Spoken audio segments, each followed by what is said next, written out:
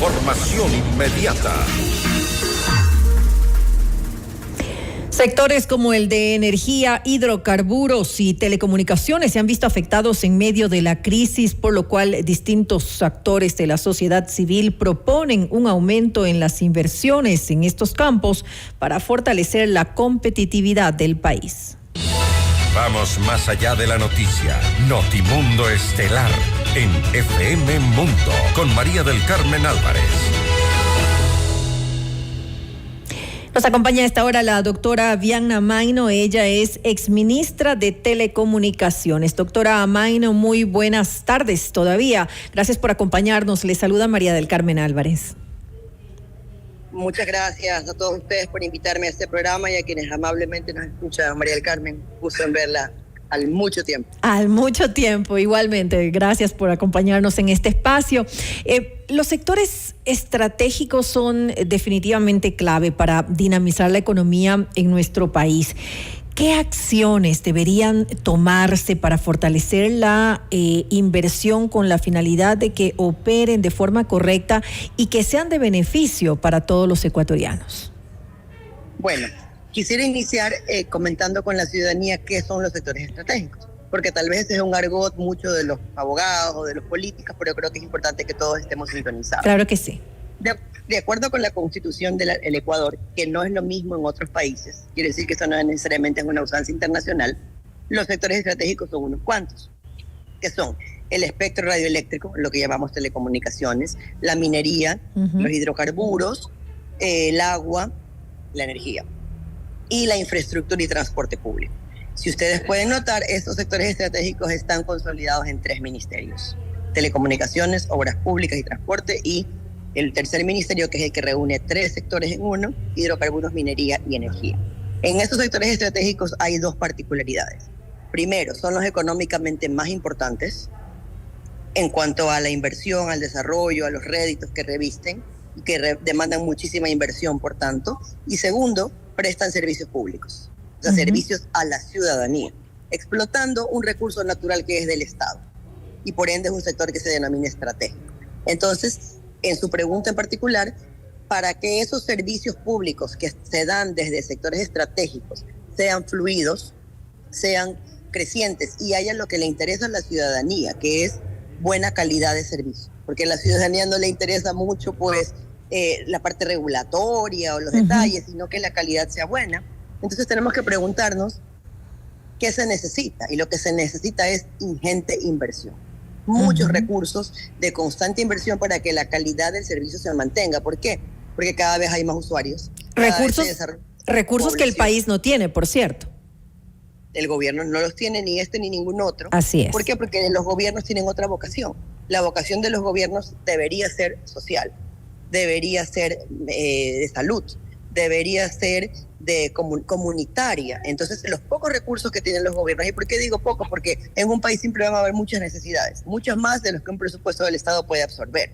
Entonces, la propuesta un poco va por el lado de que los gobiernos, o el gobierno en el caso en el Ecuador, este y los otros, eso está desde mucho tiempo atrás previsto así, funciona así en la práctica, dirija sus recursos del presupuesto a lo social, a la salud, a la población desprotegida, a la educación masiva, a la seguridad nacional, amigos, por favor. Y lo que se llama sectores estratégicos, que en realidad corresponden a un servicio público y a una actividad económica en ese servicio público, le permita participar al sector privado, como lo hace de hecho en puertos, en vías, en aeropuertos, en telecomunicaciones mismo, pero no lo hace en hidrocarburos en una manera restringida, sería mejor más, y en energía nada.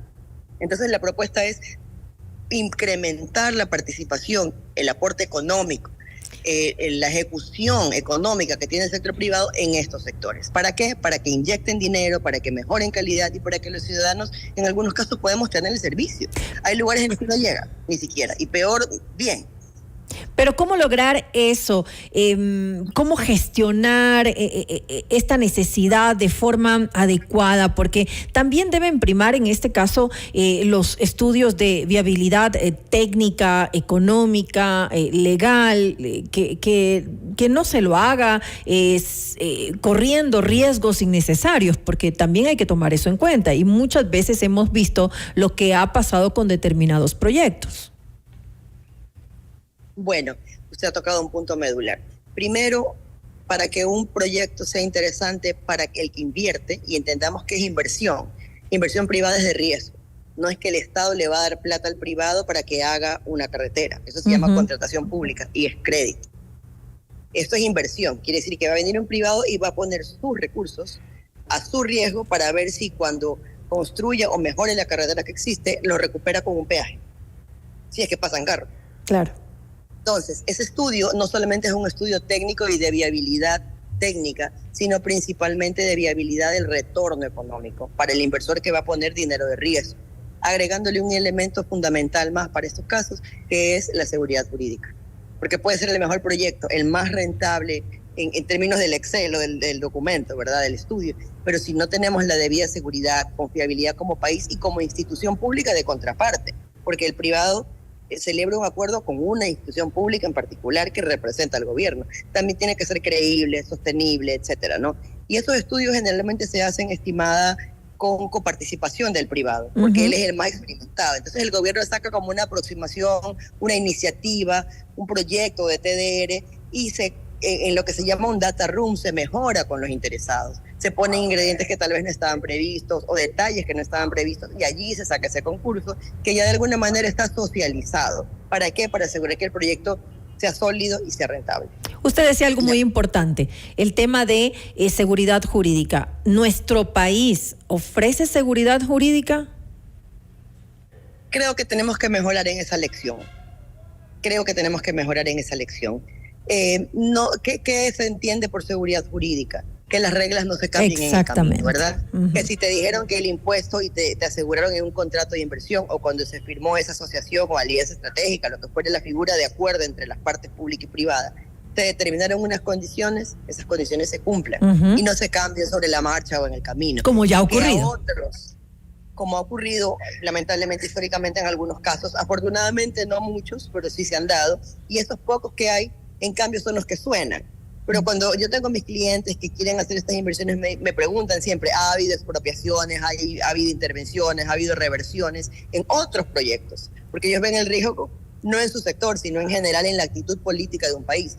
Y yo siempre respondo, ha habido unos pocos, pero no son ni los más altos de la región en cuanto a cantidad, ni tampoco sin causa. Entonces, tomémoslo como una excepción y no como una regla. Ese es el discurso, digamos, que se le da a un inversor, que tiene su sustento. Sin embargo, lo deseable sería que tengamos prácticamente nada más de eso y que cualquier proceso que no esté regular, digamos, se regularice en lugar de tomar medidas dramáticas que de alguna manera ocasionen una incertidumbre en esa seguridad jurídica, que no solo es del contrato, sino de todas las reglas del acuerdo y de la estabilidad en el tiempo de ese acuerdo, entendiendo que una inversión privada en un sector tan ingente como es un sector estratégico, ingente de recursos, de prestaciones, de obligaciones, estamos hablando de cientos de millones de dólares a lo largo de 20 años, por ejemplo, de 15 años, que esas condiciones se respeten, ¿no? Y que no le pase nada muy grave a otro que esté cumpliendo, claro, similar a ti, porque luego te preocupa que te pase a ti.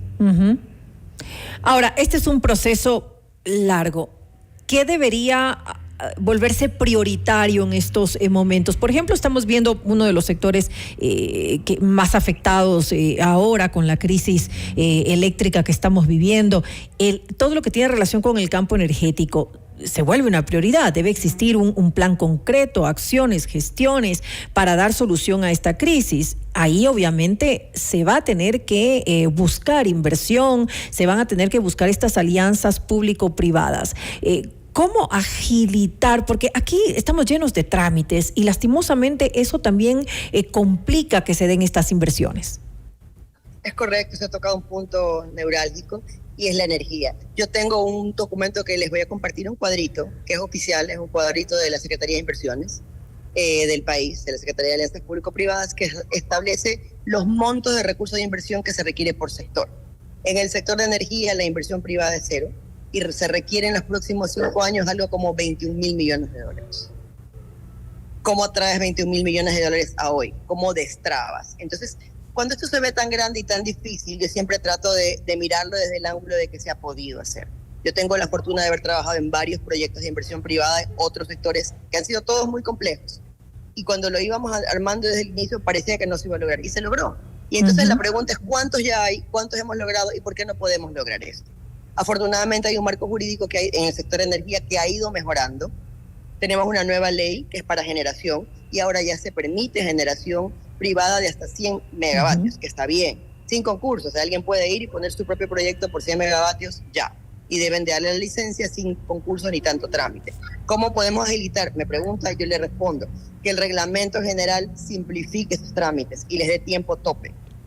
Que si solicitas un proyecto o presentas una iniciativa privada, te la deban de responder. ¿En cuánto? 60 días, no más. Sin ponerte peros, salvo que algo realmente esté mal, pero no por una excusa de que faltó un detalle, algo procedimental, te la devuelvan y no haya como el privado pueda proponer o aceptar o llevar a cabo un proyecto. Regulaciones secundarias del Arconel que faciliten esta inversión, porque la ley en general es conceptual y te dice se prevé la inversión privada, se busca, pero luego las regulaciones secundarias te lo pueden dificultar. Aquí tenemos que ir al revés, en ir a facilitar y agilitar esa inversión en las regulaciones tanto de orden de reglamento general como técnico, que son las que la agencia de regulación establece, ¿no? Ahora, también hablando del mismo tema con relación al energético, esto de que haya un tope de alguna manera sigue limitando, no como antes, obviamente, pero sí como que no se abre completamente a la inversión.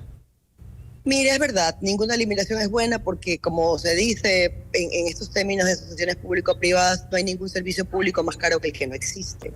Entonces, si tenemos una deficiencia como ahora, no tendríamos por qué poner el límite al que nos quiera poner o dar o colaborar, ¿verdad? Pero ya sucedió así y hay que trabajar con lo que tenemos. La verdad es que en un país donde no ha habido inversión privada, en este caso de generación, ponerle 100, pues bueno, es un comienzo, ¿verdad? Es un buen comienzo. Sin embargo, yo creo que también es importante considerar que no solo debemos de enfocarnos en esta generación, sino también en la transmisión, porque ¿de qué nos sirve tener generación en ciertos sectores cuando no podemos llevarla a los usuarios? Y entonces pensar un poco en una especie de nodos o distritos energéticos y pensar, ok, ¿quiénes son los que más consumen energía? El sector productivo en gran escala, la industria, la carbonera, la minera.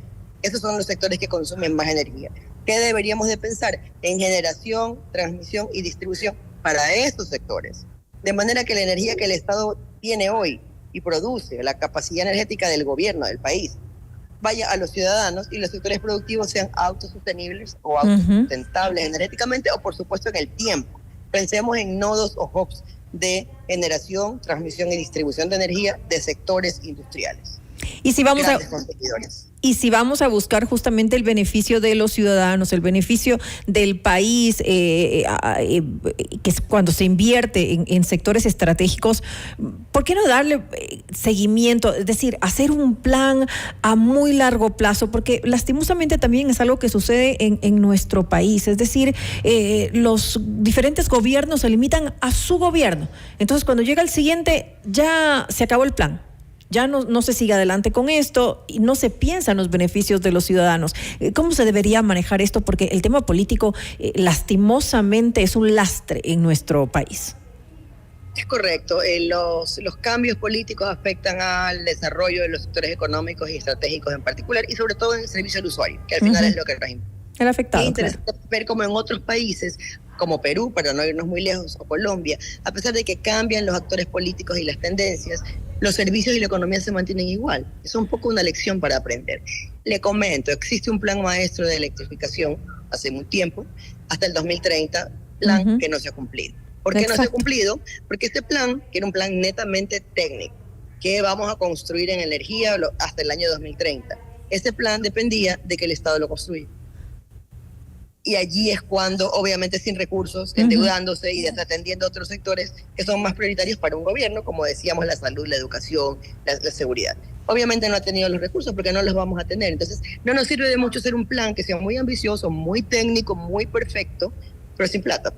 Claro. Entonces la invitación y lo que usted sugiere es lo perfecto, hacer un plan nacional de desarrollo del sector energético, que no solo es el plan técnico de qué hay que construir, sino cómo debería de llevarse a cabo este plan de energía, que debe necesariamente de incluir, estimada María del Carmen, inversión privada y decir, ok, de todo esto que hay que hacer en esto de acá, vamos a hacerlo vía inversión privada y vamos a lanzar estas políticas públicas que la van a destrabar y vamos a hacer distritos energéticos industriales y vamos a permitir que el que genere para esos distritos también le pueda transmitir y distribuir a estas fábricas o a estas plantaciones o a esas camaroneras.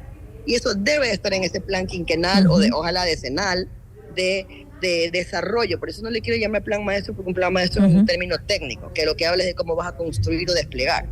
Se usa también en otros sectores estratégicos, como telecomunicaciones, como agua, inclusive. Estoy hablando de un plan de desarrollo de energía, incluyendo actores, regulaciones, fuentes de financiamiento realistas, que no serán las arcas fiscales, porque como sabemos, siempre van a ser exiguas y van a haber muchas otras necesidades que van a ser más urgentes. Y que funcione también, como usted bien lo dice, como funciona en otros países, como Colombia, como en Perú, por ejemplo. No es cuestión de inventar el agua tibia. Nuevamente, gracias a la doctora Vianna Maino, ex ministra de Telecomunicaciones, por habernos acompañado en este espacio. Qué gusto. Gracias. Que tengan buenas noches. Un cordial saludo. Buenas noches. Usted está escuchando Notimundo.